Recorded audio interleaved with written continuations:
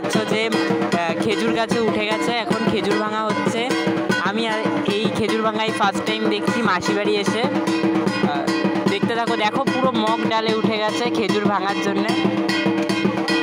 প্রথমে পুজো হয়েছে, তারপর এখানে সব সন্ন্যাসীরা আছে।